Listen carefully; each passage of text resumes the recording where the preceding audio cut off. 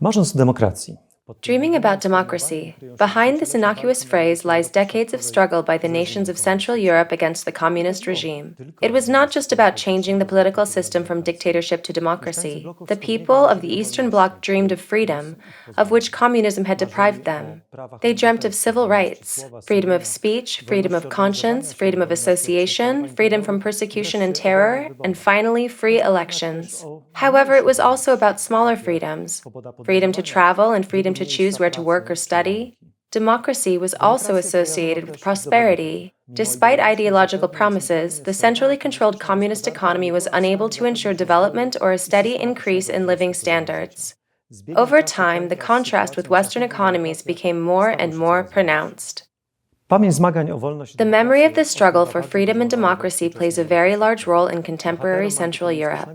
The heroes of anti-communist resistance have monuments erected to them and streets and schools named after them. Their stories can be found in history textbooks and are also the basis for novels and feature films. In a sense, they are the fathers and mothers, the founders of the new post-1989 democratic reality. The fact that we sometimes argue fiercely about the role a person played or about the significance of certain events does not change this. On the contrary, the temperature of the dispute indicates that it is about the memory of people, organizations, and events that are still important to us. This relevance to the present is primarily due to the fact that the changes of 1989 were made possible by earlier rebellions and efforts of the opposition. We owe our democracy today to those who fought for it for decades, often paying a high price. The memory of anti-communist resistance also points to the essential values that drove it. These include values that are fundamental to us today, such as freedom, democracy, human rights, truth, justice, and human dignity. They are the foundation of our social life today, and by talking about the past, we try to pass them on to future generations. In a sense, the memory of resistance to communism also legitimizes our presence in the European Union. The values just mentioned form the basis for the integration of our continent, and one of the most important slogans of the 1989 transformation was, after all, the demand for a return to Europe. The Europe that we have never left geographically, but from which, understood as a democratic community, we were separated for decades by the Iron Curtain.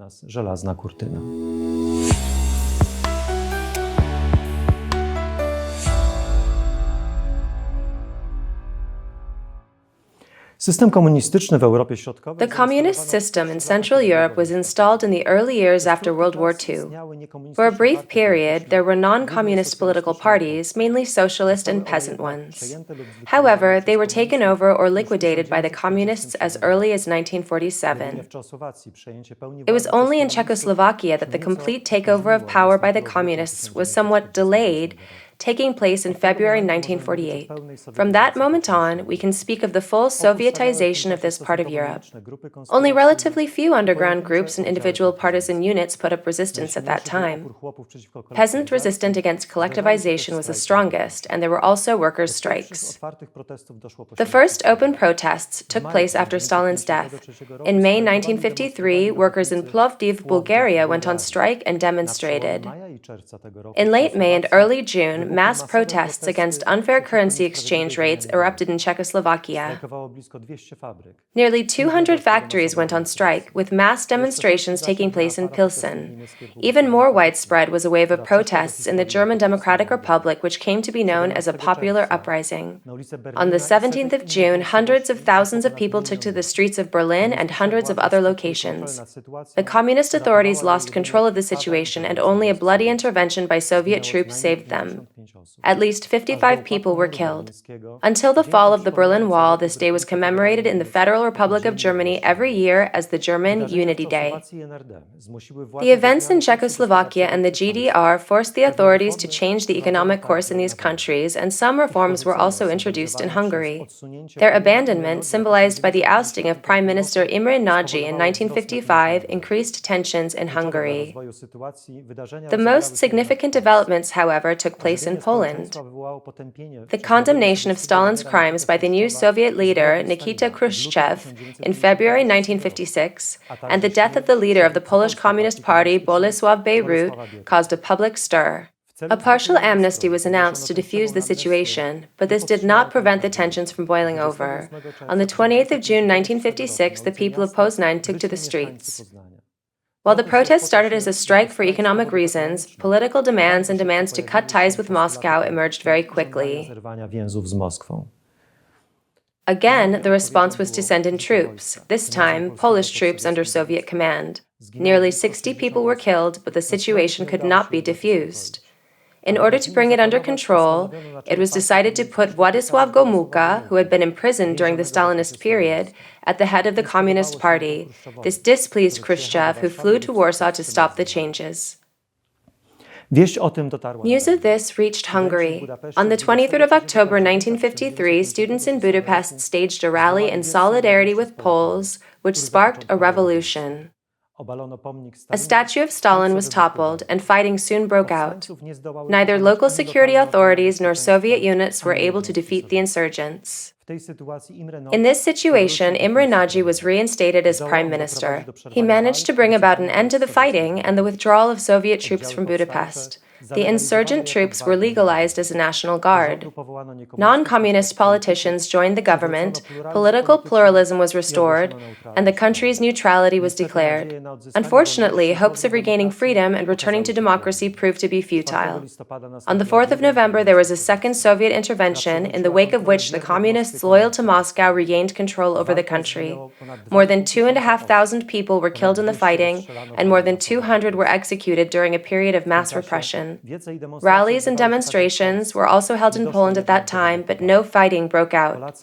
Instead, Poles provided great support to the fighting Hungarians by sending blood, medicine, and food. The mutual solidarity of 1956 is remembered to this day. Another crisis of the communist system took place in Czechoslovakia in 1968. Reforms initiated after the election of a new leader of the Communist Party, Alexander Dubček, became known as the Prague Spring. Both economic and political changes were initiated. Although power remained in the hands of the Communist Party, censorship was abolished, repression ceased, and churches and independent associations were allowed to operate. The reforms raised hopes in other Eastern Bloc countries, especially in Poland, which was swept by a wave of youth protests in the spring of 1968. These hopes were one of the reasons why the Warsaw Pact states decided to interrupt the reforms with an armed intervention. It took place on the 21st of August and resulted in the death of over 100 people. Czechs and Slovaks responded with massive, peaceful resistance, which even a large proportion of Communist Party members joined in. It proved impossible to form a new government subordinate to Moscow. In this situation, the arrested Dubček was released and a process called normalization began with his help. The restoration of the communist dictatorship was opposed by students who, among other things, organized a strike that ended in failure. One of them, Jan Palach, took a desperate measure. In an attempt to arouse the spirit of resistance, this young man self-immolated in January 1969. He was successful only in the short term, as within another year society was pacified. It turned out that hopes for democratization of the system had no chance of coming true. The third great crisis of the communist system was the events in Poland between 1980 and 1981. A wave of strikes led to the establishment of the independent self-governing trade union Solidarity, a unique organization with nearly 10 million members. Farmers, craftsmen, students, pupils, and many other social groups also formed their own organizations. The Solidarity program embodied Poles' dreams of freedom and democracy. At the same time, the tragic fate of Hungary in 1956 and Czechoslovakia in 1968 was not forgotten. Care was taken to ensure that changes did not go too far, and a Soviet intervention was not provoked. It was not necessary, however. Under pressure from Moscow, Polish communists imposed martial law in December 1981. In spite of this, Solidarity survived underground.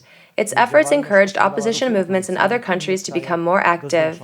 The opposition's efforts, coupled with reforms initiated in the Soviet Union by Mikhail Gorbachev and a protracted economic crisis, ultimately led to the collapse of the system. A new wave of strikes in Poland prompted the authorities to propose roundtable talks to solidarity. The most important outcome of the negotiations was the partially free elections in June 1989, which led to the formation of a government which opposition activists formed part.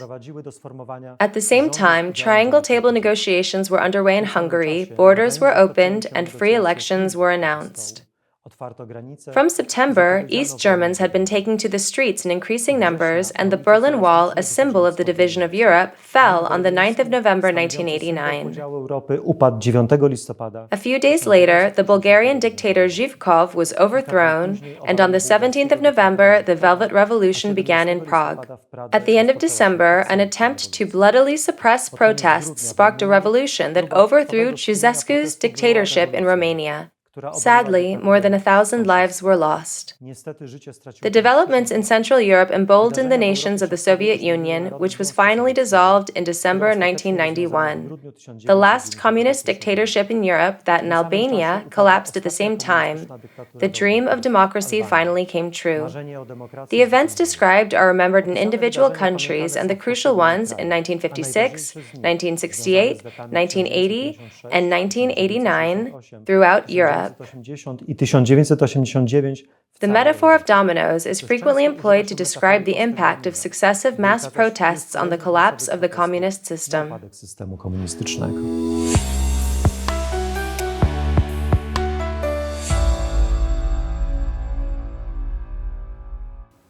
Amikor arról beszélünk, hogy a demokráciáról milyen tapasztalatokat szerzett a magyar társadalom a 20. század második felében, sokat elárul, hogy az 1945-ben megtartott szabad választások után, amelyeket a nagyhatalmak is elismertek, legközelebb szabad választásokat majd csak 45 évvel később, 1990-ben tartottak Magyarországon. Ennek a közel fél évszázadnak a megértéséhez nélkülözhetetlen felidézni azt a korlátozó tényezőt, hogy mindvégig állomásoztak szovjet katonai csapatok Magyarország területén. A második világháborút Magyarország vesztes országként fejezte be. 1947-ben aláírta a párizsi békeszerződést, de nem nyerte vissza szuverenitását. Szovjet katonai egységek továbbra is maradtak az országban, arra hivatkozással, hogy biztosítani kell az ausztriai szovjet megszállási zónához vezető útvonalakat. 1955-től pedig a Varsói Szerződés volt a hivatkozási alap.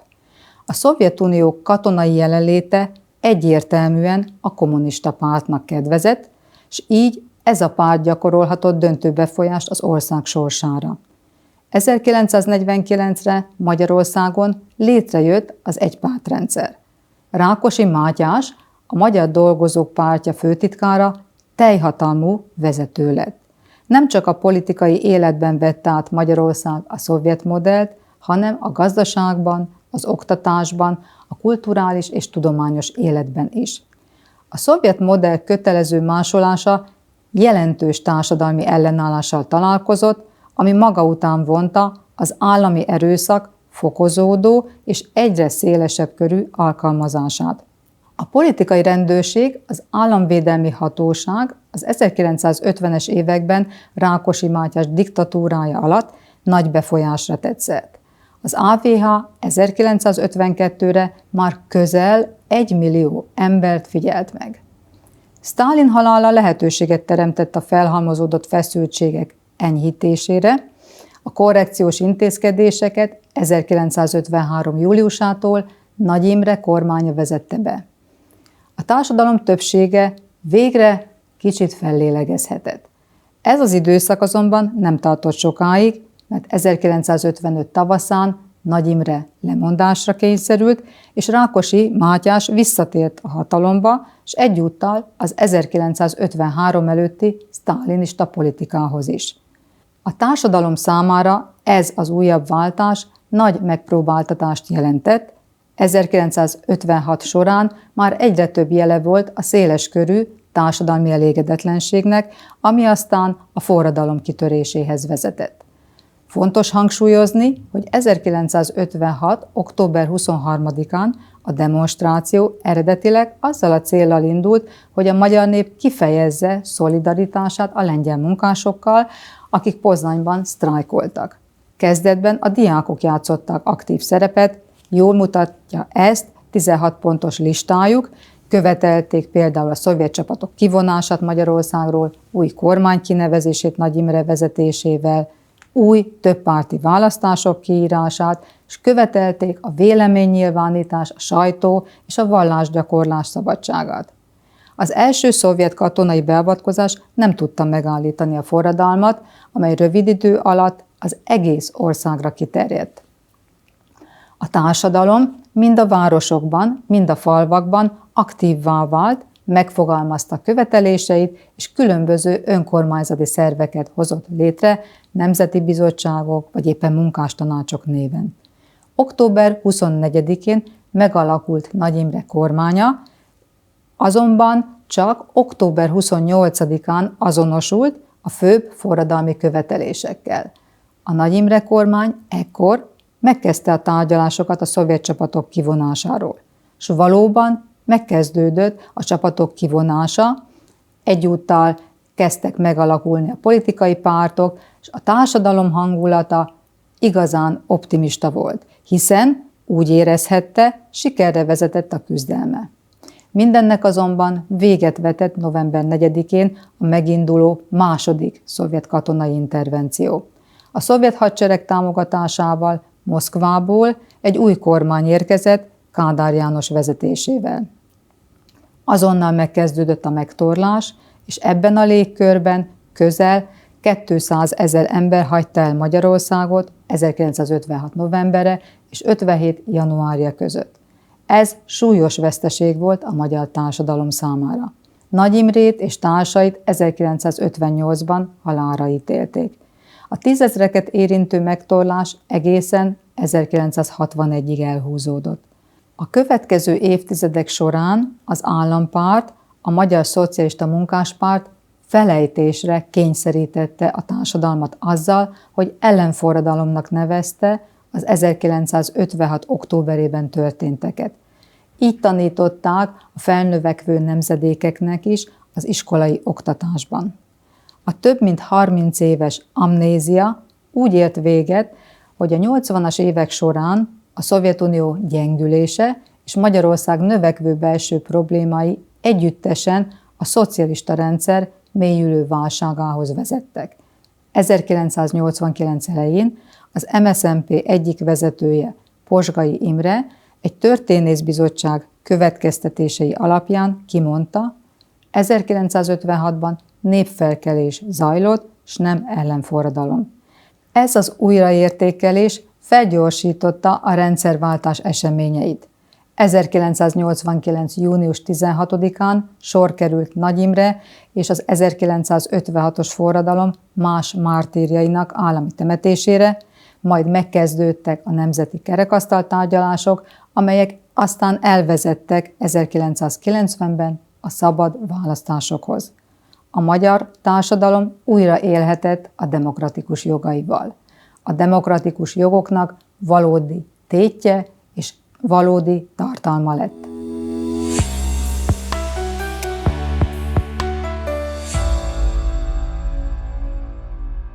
V rámci svého stručného vystoupení bych rád zauvažoval nad tématem snění o demokracii v Československu od roku 1948 do roku 1989. Snění v tomto smyslu má v sobě cosi utopického a nemůže být pochyb o tom, že v Československu, tak jako v jiných zemích střední a východní Evropy, byl základním poválečným utopickým projektem projekt komunistický. Komunistický ráj na zemi, který se ku podivu ujal nejen jako součást ideologie komunistického režimu, ale přijali jej mnozí lidé, včetně intelektuálů, zejména levicové orientace. Snění o demokracii je tedy v této souvislosti jakýmsi kontratématem, kontrautopií. v komunistickém Československu a potažmo také v exilu.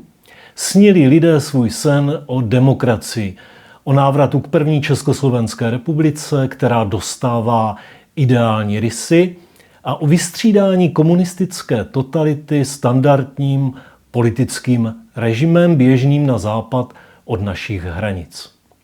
V rámci svého stručného vystoupení bych chtěl zmínit 2 příklady, které mohou být také podnětem k výzkumu. Oba se týkají období takzvané normalizace, tedy 70. a 80. let 20. století po okupaci Československa vojsky Varšavské smlouvy. Tato událost je velice významná právě s ohledem na přítomnost snění a utopie.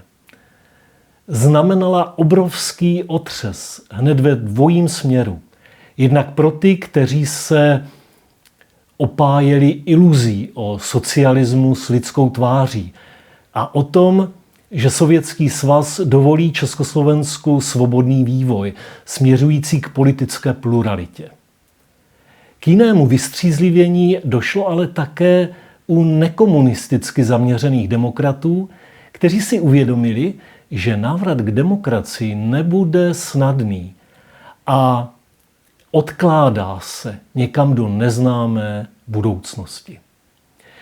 Prvním příkladem, který chci zmínit, jsou životní a společenské příběhy členů Charty 77 nebo lidí, kteří se pohybovali v její blízkosti. Některé osoby a jejich osudy jsou velice známé a je příznačné, že to byli lidé většinou z Prahy, z hlavního města. Lidé jako Václav Havel, Václav Malý, Jiří Hájek, Pavel Kohout, Petr Uhl, Daniel Kroupa a další. Ti se mohli opřít o několik desítek spolupracovníků a dalších osob. Mohli vytvářet komunitu otřesených, jak se říkalo. Mohli sdílet své osudy, i když byli často perzekvováni a vězněni.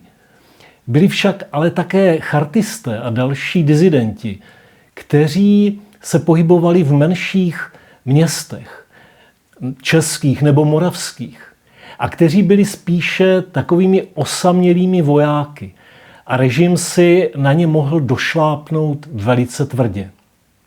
Města jako Ostrava, Zlín, Znojmo, Plzeň, České Budějovice a další měla také své hrdiny, kteří se často nemohli opřít o komunitu spolubojovníků, spolupracovníků a museli více samostatně nést své břímě.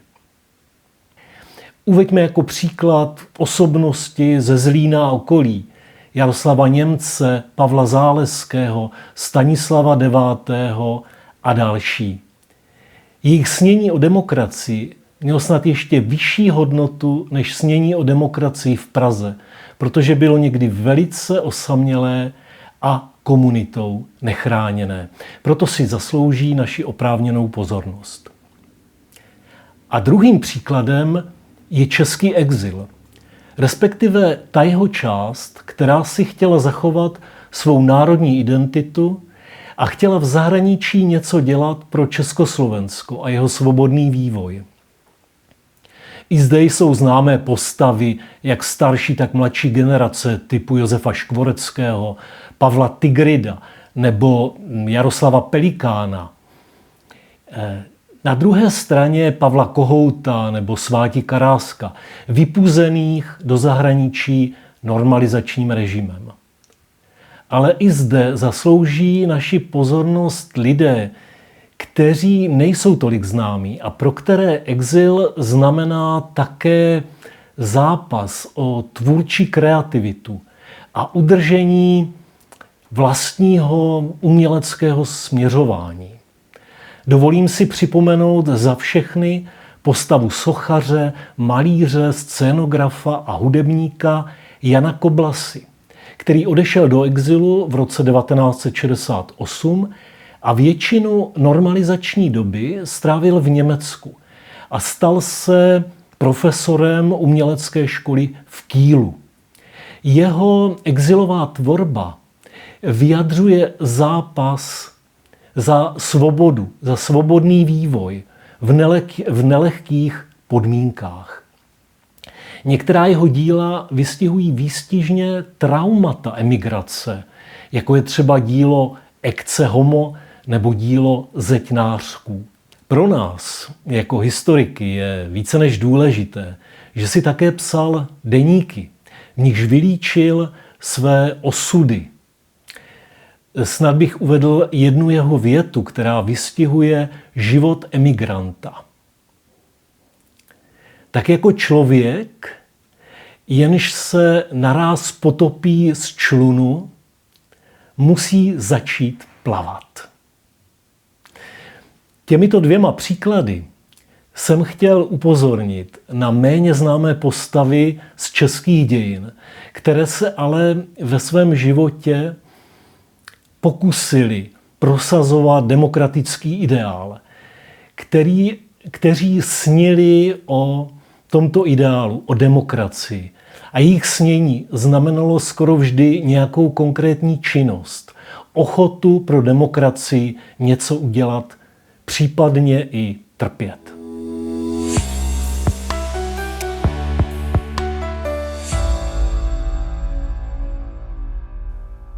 Solidarność w przeciągu kilkunastu miesięcy swojego legalnego istnienia. Within about a dozen months of its legal existence, Solidarity included in its ranks a large proportion of the adult Polish population, nearly 10 million members and a total of around 12 million together with other organizations. It also developed a program aimed at the gradual democratization of the political system and economic reforms. The democratization process was interrupted by the imposition of martial law on the 13th of December 1981. Solidarity was driven underground, but it survived. Together with other organizations, it created independent structures, underground press, and books were printed. And there were even independent radio stations. Anti-government demonstrations were also organized, with the largest one taking place across the country on the 31st of August 1982. None of these actions, however, compelled the communists to make concessions. It was not until two waves of strikes in May and August 1988 that the communists realized that avoiding reforms would result in another mass protest. Roundtable talks were proposed to be part of the opposition centered around Lech Wałęsa. The acceptance of the invitation exacerbated internal conflicts within the opposition. Ultimately, however, a package of democratic reforms was negotiated in the spring of 1989. Partially free elections were held in June, which turned into an anti-communist plebiscite. As a result, changes were accelerated, with the opposition activist Tadeusz Mazowiecki leading the government. In 1990, Lech Wałęsa won the free presidential elections. In 1993, the Soviet army left Poland. In 1999 we joined NATO, and in 2004 the European Union. W 2004 roku do Unii Europejskiej. Stocznia Gdańska, symbolizująca wydarzenia sierpnia... The Gdańsk shipyard, a symbol of the events of August 1980, and the Round Table, a symbol of the 1989 transformation, are milestones in the history of solidarity and Poland. At the same time, they are material and symbolic lieux de mémoire in Polish memory. 21 sierpnia, czyli data... The dates of 31st of August, the date of the signing of the 1980 agreements, and the 4th of June, the date of the partially free elections in 1989, the result of the Round Table Agreement, were officially declared public holidays by Parliament. Świętami państwowymi. Są to odpowiednio Dzień Wolności i Solidarności. These are the Day of Freedom and Solidarity and the Day of Freedom and Civil Rights, respectively. The changing significance of both these days over time reflects the changes in Polish memory over the last few decades. Można powiedzieć, że rządy konserwatywne... Simplistically, it can be said that conservative governments are more likely to invoke the 31st of August and liberal governments the 4th of June. Current politics also affect disputes over Lech Wałęsa, whose earlier, in the first half of the 1970s, collaboration with the security service has cast a shadow over his contributions. Teren Stoczni Gdańskiej uległ w ostatnich latach dużym przemianom. The Gdańsk shipyard area has undergone major changes in recent years, and much of its historic buildings are no longer in existence. However, there are three dominant features that influence the shape of Polish memory. The first is the monument to the fallen shipyard workers of 1970, the famous Three Crosses of Gdańsk. It was unveiled already as a result of an agreement signed a few months earlier. It combines the memory of the tragedy of December 1970, when 45 people died as a result of the pacification of the protests, the victory of August 1980, and the dramatic times after the imposition of martial law. It witnessed demonstrations and fights with the militia. Behind the monument stands the European Solidarity Center, a modern building completed in 2014. It is a museum and research center dedicated to the history and legacy of solidarity. Next to it is an inconspicuous building, the famous Health and Safety Hall, where negotiations with representatives of the communist government were held and the agreement was signed. It also has an educational purpose, fulfilled by the Solidarity Heritage Institute. The existence of two largely competing institutions shaping the memory of solidarity in virtually the same place echoes the discussions and political disputes surrounding its legacy. On the other hand, it highlights the importance of the history of August 1980 and solidarity for contemporary Poland. The historic piece of furniture, the Round Table, was in a storehouse for many years. Since 2014, it has been on display at the Presidential Palace, the site of the 1989 debates. From 2026, a section of it will be part of a permanent exhibition at the newest and largest museum in Poland, the Museum of Polish History. It is a material symbol of events that to this day remain a subject of heated debate. The issue is not only whether the 1989 negotiations with the communists should have taken place. The pace of change after 1989 and settling accounts with the communist past are even more contentious matters. August 1980 and June 1989 are remembered not only in Poland. The role of solidarity is recalled whenever the process of the collapse of the communist system in Europe is mentioned. The House of European History also traces the history of the movement. Interestingly, the addition of the Gdańsk shipyard to the UNESCO World Heritage List was blocked by Russia. Zostało zablokowane w ostatnich latach przez Rosję.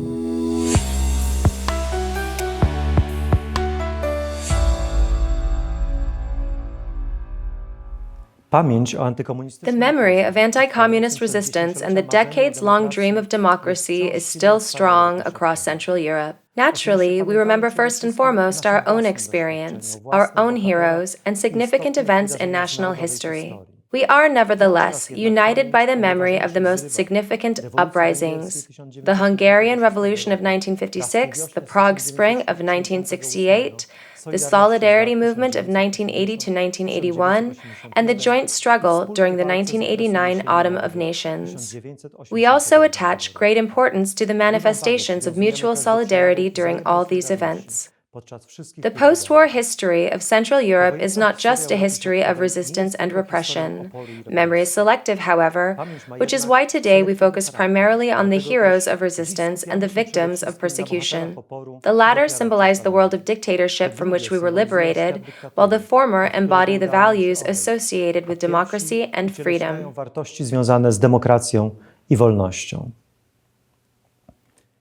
The Russian hybrid war against Ukraine that began in 2014 and the full-scale aggression of 2022 have contributed to the growing importance of the memory of anti-Soviet resistance. From today's perspective, events such as the Soviet interventions in the GDR and Hungary, the Moscow-led intervention of Warsaw Pact troops in Czechoslovakia, or the martial law in Poland are seen as earlier chapters of history happening before our eyes.